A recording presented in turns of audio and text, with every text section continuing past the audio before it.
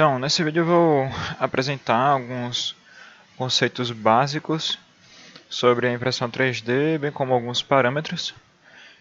Isso vai fazer parte de uma capacitação que terá 3 partes. Inicialmente vamos ter esse treinamento inicial.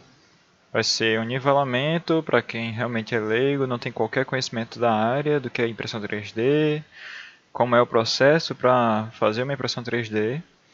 Quem já tem alguma experiência, quem já tem impressora 3D, tudo isso aqui já é conhecimento normal, né?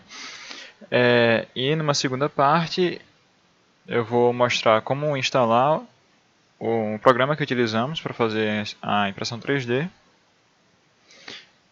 configurar e preparar tudo de acordo com o que a gente trabalha no laboratório. E a última parte é uma parte prática mesmo no laboratório operando as impressoras 3D, né? Então, se você está vendo esse vídeo, provavelmente vai passar pelas outras partes. O que é impressão 3D? Para quem realmente não tem qualquer conhecimento da área, de maneira bem simples, a impressora 3D funciona como uma pistola de cola quente, em que tem um bico aquecido e um material que derrete com um certo nível de temperatura, passa por esse bico, né? E ele é moldado e colocado, depositado em diversos lugares, né? Então por isso que se chama FDM, é uma modelagem por deposição fundida. Ela trabalha em camadas, né? É uma processo de manufatura aditiva. Como tem aqui uma animaçãozinha aqui, eu vou mostrar no vídeo depois. Ele vai trabalhando em camadas, começa do zero e vai depositando camada por camada para formar uma peça 3D. Então a gente tem aqui um videozinho aqui mostrando, né? Tá aqui o bico da impressora, aqui acima do bico, onde tem o cartucho aquecedor, né? Um bloco aquecedor, que, né, vai ser responsável para esquentar bastante esse filamento, né? Deixar ele bem pastoso para ser depositado, né? Na impressora 3D a gente tem alguns componentes genéricos aqui, né? A maior parte das impressoras 3D hoje em dia usam esse sistema, né? Onde você tem 3 eixos, né, para movimentar esse bico e depositar o material onde você quer. Esses eixos são movimentados por motores de passo em cada um dos eixos, controlados por uma placa controladora, né, onde vai receber um código. Essa estrutura aqui a gente vai aprender mais, ver mais na parte prática da impressão, da capacitação de impressão 3D. Né? E a máquina funciona, né? Esses motores de passo que ele tem para movimentar cada eixo precisam de um código, né? Que é alimentado, né, por um cartão SD ou você envia por Wi-Fi, dependendo da impressora, né?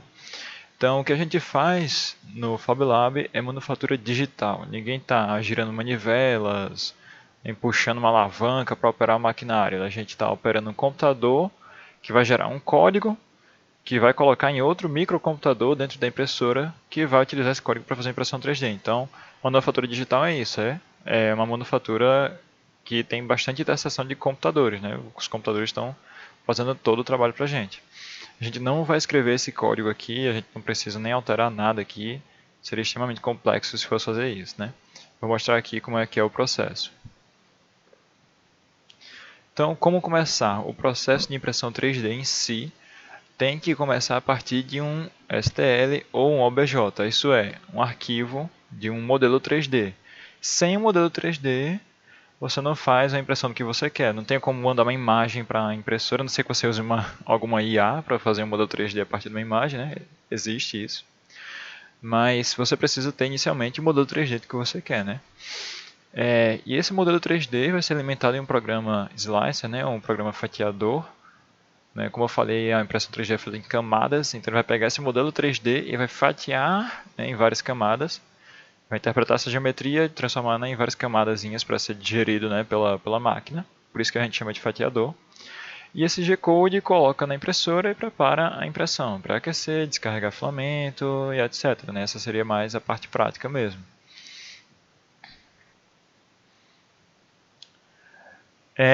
Esses arquivos você pode obter já prontos na internet, de muitas coisas, de peças de impressora 3D, organizadores, brinquedos, várias coisas úteis. Existem várias comunidades e sites de impressão 3D voltados para a impressão 3D, que já fornecem esses modelos gratuitamente. Alguns sites oferecem também esses modelos pagos, né? Mas na maior parte, por exemplo, o Thingiverse e o Printables, né? Esses dois primeiros, são todos modelos 3D gratuitos. E eles fornecem arquivos STL e até mesmo muitas vezes já dão algumas recomendações de que parâmetros utilizar na impressão 3D. Esses parâmetros a gente vai aprender nos próximos slides.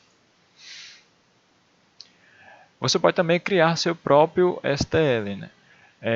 Para quem trabalha com modelagem, para quem está desenvolvendo algo, uma disciplina, um TCC, uma pesquisa e está fazendo seus próprios modelos para imprimir, não utilizando algo pronto, você pode estar utilizando alguns programas. A gente tem alguns tipos de programas de modelagem diferentes, né? Os dois principais que a gente tem é a modelagem paramétrica, é algo mais robusto, controlado por dimensões, cotas, né?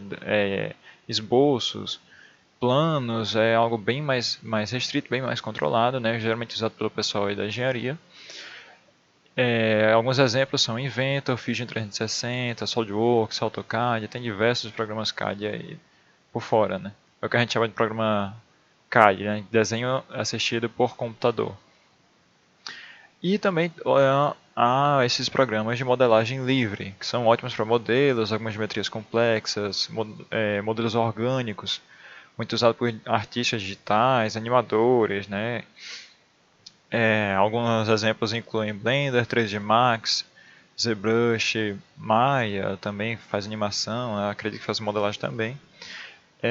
E está aqui alguns exemplos, né, uma diferença. Então, digamos que eu queira projetar uma polia, né, algo bem controlado, eu quero controlar essas dimensões, tolerâncias e tudo mais, quero fazer modificações, essa tolerância não ficou boa, essa dimensão não está boa, eu vou modifico um valor num parâmetro, numa cota, e aqui, né, é uma modelagem bem mais livre, né, eu vejo que o torso desse personagem está muito grande, eu afundo um pouco o torso, isso não é uma liberdade que você tem em modelagem paramétrica, né, há esses dois modelos aqui. E o software Slicer, né, que é o que a gente chama de fatiador também, que se traduz literalmente para fatiador, Slicer, são usados para transformar esse arquivo 3D em G-Code, G-Code sendo um código geométrico. Ele vai interpretar essa geometria, transformar em diversas camadas e para cada camada gerar, né, como a gente viu anteriormente, aquelas linhas de código lá que dizem cada posição, né, em X, em Y, quanto que vai jogar de filamento, né, quanto vai jogar de plástico, material naquele local, né.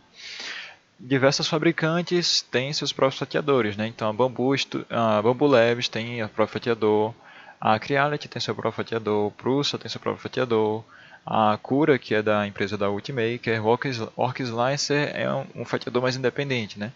A gente tem ainda vários outros tipos de fatiadores, cada um tem umas vantagens e desvantagens, mas via de regra, se você tem uma impressora da Prusa, é bom usar o fatiador da Prusa, porque eles já vão ter todos os parâmetros prontos para aquela sua impressora. Ela vai funcionar bem, vai funcionar rápido, a impressão vai ser boa.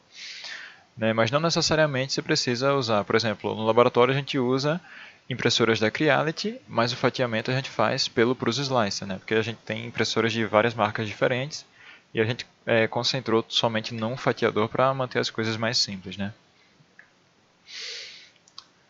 Alguns parâmetros da impressão 3D, né? Antes da gente realmente ir para um fatiador, é bom que vocês aprendam os parâmetros para que fique mais fácil de visualizar o que eu vou mostrar na próxima parte dessa capacitação. Né? Todos esses parâmetros são alguns aqui principais, não são todos, há muita coisa que você precisa controlar. Não necessariamente precisa controlar, mas em algumas impressões mais complexas você tem que, né, lidar com algumas coisas a mais. Mas com esses 5 aqui você já tem uma ótima ideia, né, uma, uma ótima ideia de como fazer essa impressão 3D, como preparar ela, né, como ter maior resistência, como ter melhor acabamento, prever algum problema que possa ocorrer, né, e ajustar de acordo. E só um adendo, né, eu recomendo que vocês aprendam esses programas e se acostumem com alguns desses termos, né, algumas dessas coisas em inglês mesmo, porque bom, o mundo inteiro fala inglês e você vai achar muito facilmente algum fórum de alguém explicando alguma coisa sobre suporte, sobre preenchimento, sobre como funciona alguma coisa na impressão 3D, vai achar muito mais facilmente fóruns e pessoas falando sobre este problema se pesquisar em inglês do que em português, né? Se você colocar em português, você vai estar se limitando a uma quantidade de impressão 3D somente no Brasil, que é muito menor do que incluindo todos os países afora, né? Primeiro parâmetro que a gente controla, que dita bastante em acabamento e tempo de impressão, facilmente pode dobrar, triplicar o tempo de impressão, é a altura de camada, né? A impressora 3D ela funciona sempre em camadas. E você pode controlar quanto de plástico, né, a espessura de cada camada, quanto que essa espessura vai ser. Isso, né, pelas imagens aqui em cima, você pode ver claramente que influencia no acabamento da peça, também pode influenciar nas dimensões finais, a tolerância que você quer, né, talvez a tolerância aqui desse diâmetro fique um pouco fora do que você quer, talvez isso aqui fique um pouco mais próximo da dimensão final que você queira, né? E há também algumas relações de espessura de camada e resistência da peça, né? Geralmente, quanto mais espesso a camada for, menos aderência ela vai ter e menos resistente a peça vai ser. Isso de aderência e resistência de camada a gente vai aprender em alguns slides aqui mais para frente. O segundo parâmetro que a gente também utiliza bastante é o preenchimento. O preenchimento ele é diretamente proporcional ao tempo de impressão, né? Então, quanto maior o preenchimento, né?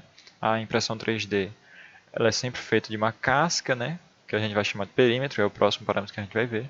É sempre feita de uma casca com um preenchimento dentro, uma gradezinha, há outros tipos, né, além de uma grade, mas principalmente a grade. Tem uma gradezinha que vai dar a resistência da peça, né? Senão a impressão 3D seria só uma casca oca e não teria nenhuma resistência. Então, dentro dessa casca, ele coloca um preenchimento que dá bastante resistência à peça. E quanto maior o preenchimento, ele gasta mais filamento, gasta mais tempo, né, da impressão, e na maior parte das vezes nem acaba resultando no aumento de resistência, né, o esperado para o que você colocou de preenchimento. Né. A gente geralmente nem usa além de 15%. Algumas impressões muito técnicas, muito específicas, aí sim a gente aumenta um pouco a porcentagem de preenchimento. No terceiro, temos números de perímetros, né? Como eu falei, é uma casca que a gente imprime e preenche com o preenchimento, né? E a quantidade dessas paredes, né, dessas cascas, também é controlável. E dado que esse parâmetro de quantidade de perímetro influencia mais a resistência final da peça do que o preenchimento, né? Então, eu colocar mais perímetro me dá mais resistência do que eu colocar mais preenchimento, né? Via de regra, não é nada tão certo. Mas é algo simples de mecânica de sólidos, né? Se você adiciona mais material, né, mais distante possível, né, do centro da peça, mais resistente ela fica. Para depender da aplicação, claro. No número 4 temos suporte. Na impressão 3D, como eu falei anteriormente, estamos depositando o material quase que líquido, né, pastoso, não está realmente líquido, mas ele é um material fundido, né, está bastante amolecido. E uma condição que a gente acaba tendo por conta desse processo de manufatura é que a gente não pode colocar esse material no ar, flutuando, né? O que a gente chama aqui de overhang, né, é um termo já em inglês, né, mas é um termo para a inclinação, né, de uma peça que determina se aquela peça pode ser fabricada ou não, né, sem adicionar suporte.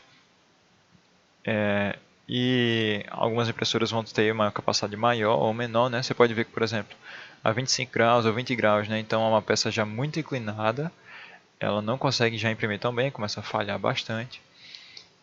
E a depender desse ângulo de overhang, vai ser necessário ativar o suporte, que é um material que você coloca abaixo dessa área aqui, para servir, né, como material de sacrifício e vai apoiar a impressão enquanto ela está imprimindo, né?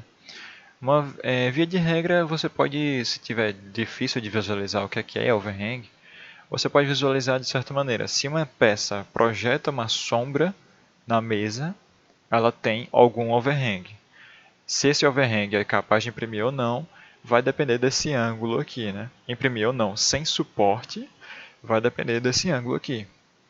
teoricamente você pode colocar suporte em um ângulo de 50 graus, mas você vê que ela já consegue no ângulo de 50 graus, né? Então talvez não seja nem necessário. Mas esse aqui é overhang, isso aqui é overhang, então se projeta uma sombra, é overhang. E esse overhang, se for um ângulo, né, muito difícil, a máquina não consegue imprimir, ela acaba ficando com essa aparência aqui, né? É quando a impressora tenta colocar o filamento no ar, né, conforme ela vai tentando jogar essa geometria aqui para fora, né, ela tem que colocar material aqui cada vez mais para fora. E como não tem nada embaixo para suportar, ela acaba só caindo, porque esse material aqui está mole. Né? E a altura de camada que a gente viu anteriormente tem uma influência bem drástica na capacidade de fazer esse overhang. Né? Então temos aqui para um ângulo de 45 graus, esses bloquinhos aqui, como uma vista de seção, a gente está vendo aqui a espessura de camada. Então, por exemplo, do lado esquerdo a gente tem 3 bloquinhos aqui, né? Então 3 de espessura de camada, né? Então, por exemplo, 0,3 mm, e aqui tem 0,1 mm. E você vê que quanto mais espesso, né, para o mesmo ângulo, você tem uma sobreposição bem menor aqui para uma camada mais espessa. Né? Então a camada também tem uma certa influência do que você consegue fazer sem suporte. Né?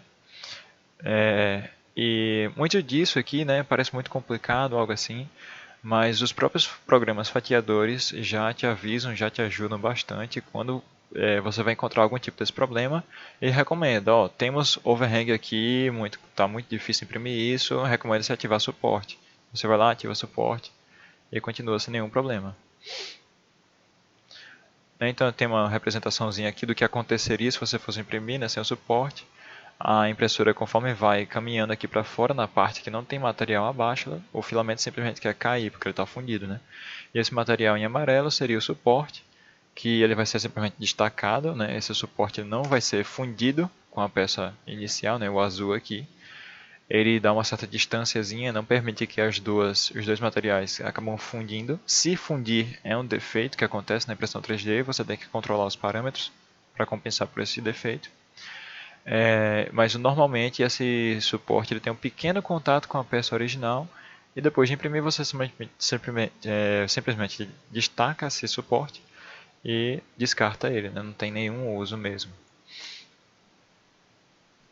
Então tem aqui um exemplo, né, que aqui é overhang. Então você pode ver que esse T ele projeta uma sombra abaixo, né? Então realmente eu tenho que ter um suporte embaixo segurando esse material. Assim que chegar nessa camada eu tenho que ter algo para suportar esse material, né? E também tem um outro conceito que a gente chama de ponte, né, ou bridge, que quando a impressora vai fazer um movimento através de duas torres, por exemplo, ou dois materiais já existentes, né, com uma certa distância na impressão 3D. Essa ponte pode ou não precisar de suporte, depende da capacidade da sua impressora. A gente vai ver aqui um exemplo. No exemplo de orientação, né, eu já incluí também aquele exato modelo do T e do H. Então está aqui o T com o suporte. Esse suporte já é gerado automaticamente pelo fatiador, né, eu só ativei o suporte. E ele já reconheceu e disse, não, aqui tem que ter suporte, não dá para imprimir. E aqui do lado está o H, em que é uma ponte, né? Então ele vai subir numa camada aqui, né, camada por camada, de um lado do outro. E em um certo momento ele tem que fechar, fazer uma ponte aqui, né, ao redor. Entre as duas pontes, né? Então ele vai estar imprimindo no ar durante essa primeira camada aqui. E o programa reconheceu, né, com os parâmetros que já vem no fatiador, ele reconheceu que essa impressora que eu estou configurando aqui para fazer essa impressão já é capaz de pular esse espaço aqui e né, de certa forma imprimir no ar, né, o filamento vai solidificar rápido o suficiente para imprimir no ar, então nem é necessário suporte aqui. Eu coloquei para ele gerar automaticamente e ele reconheceu que aqui não é necessário suporte. Né? Mas uma outra coisa que a gente deve controlar e ter bastante atenção é a orientação das peças. A orientação dessas peças vai determinar quanto de suporte você vai precisar, se você vai precisar de suporte. Né? A resistência da peça também é determinada pela orientação que você usa. Então, por exemplo, nessa orientação aqui, o T ele projeta uma sombra, então tem overhang, precisa de suporte. Já nessa orientação aqui, tanto o T, né, como o H não projetam nenhuma sombra, né? Tá totalmente reto aqui. Então eles não precisam de nenhum suporte.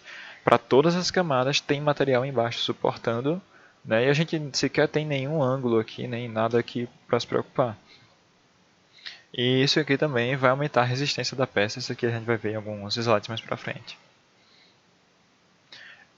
A orientação também é importante, né, para você garantir que tenha maior estabilidade e aderência na mesa de impressão. Uma das coisas difíceis, às vezes, com alguns tipos de filamento, é você conseguir uma boa aderência, né, fazer com que o material do plástico fique fixado na mesa enquanto ele termina a impressão. Então, tem algum exemplo aqui, né, de uma mesa, por exemplo. Essa mesa aqui, segundo, né, como vocês viram no outro slide, seria necessário colocar um monte de suporte aqui embaixo, né, se você simplesmente virar ela de cabeça para baixo. Agora não precisa de suporte nenhum, porque ela não projeta sombra. Também há uma coisa a comentar também com modelos de geometria muito orgânica, muito complexa, é que sempre que for possível, né, tenha uma face plana para colocar na mesa, né, alinhar na mesa. Dentro do próprio software o programa fatiador, você pode fazer um corte em um modelo 3D, né? Então, por exemplo, essa esfera aqui, eu posso cortar ela para ter uma área considerável aqui, né, para imprimir. E isso você pode fazer em qualquer modelo. Se o modelo de uma escultura, de uma estátua, algo assim, tiver uma base que não é nem um pouco estável, você não encontra nenhuma face larga, assim, uma face com uma boa área, você pode estar usando o recurso de cortar para criar uma área grande o suficiente, né, para aderir bem. Né? E uma coisa também sobre orientação é algo que é inerente à impressão 3D e a resistência, né, da aderência entre camadas na impressão 3D. Né? Então, vocês já devem ter visto em muitos filmes ou qualquer série ou talvez qualquer vídeo de um lenhador cortando, né, fazendo lenha. Ele pega um tronco de madeira, coloca em pé verticalmente, né, e bate o machado e a madeira se parte perfeitamente, né, em dois. Parece que nem tem muita resistência.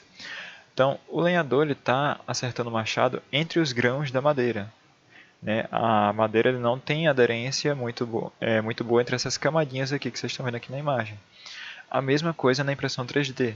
Quando ela é impressa, ela é formada por diversas camadas. Essas camadas não aguentam tanta força como o próprio filamento. Né? Então a resistência de tração máxima do filamento pode ser 20 megapascal, aí, algo assim. E a resistência entre camadas, né, de adesão entre camadas, pode ser algo tão baixo quanto metade disso, 10 megapascal. Então, se você orientar a peça de certa maneira, você pode estar compensando aí para aumentar essa resistência.